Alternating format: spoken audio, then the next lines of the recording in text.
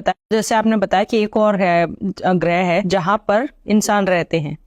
तो वहां पर भी देवी देवता, वहां पे भी जैसे हम शिव पार्वती की पूजा करते हैं, शिव शक्ति को मानते हैं, तो वहां पे भी देवी देवताओं की पूजा होती है? नहीं, जब मेरा जाना हुआ था तो कोई इंडस्ट्रीज टाइप से एरिया थी जहां मैं उतरा था, वो बहुत दूर है, काफी दूर है, क्योंकि एक तो यहाँ से सूरज,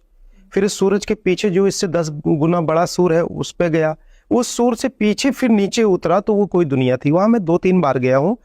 इतना डीप पे नहीं गया उसमें कि वो किसको मानते किसको नहीं मानते, क्योंकि वो दूसरी दुनिया थी, वो सोल एनर्जी की यात्रा थी। कई चीजों का सोल एनर्जी की यात्रा में भी कई चीजों का रिस्क भी होता है।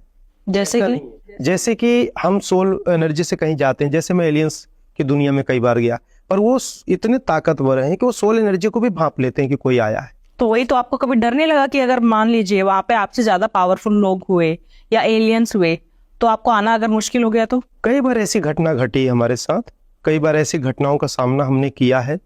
कई बार सामना हुआ, एलियंस के पीछा किए कई बार उनकी वो सोल एनर्जी, तो उसमें भी कई बार इसका फेस मैंने किया है। इसीलिए तो जो उस दुनिया में मैं गया तो वहां से फिर मैं जल्दी रिटर्न आया, क्योंकि वहां से यात्रा भी बहुत लंबी थी। वहां से कई अरबों खरबों माइल्स चलने के बाद वो पीछे बड़ा सूरज, अभी से सूरज की गति और आकृति सभी जानते हैं, तो इससे 10 गुना कितना होगा, फिर उससे पीछे, फिर वहां से आना, फिर ग्रेविटी से बचना, फिर उसके बाद उसके ऊपर यहाँ आना, फिर यहाँ के अगल बगल के ब्लैक होल्स की एनर्जी जो खींचती है उसको भी देखना, बचना, फिर नीचे आना, तो बहुत लंबा यात्रा होता है।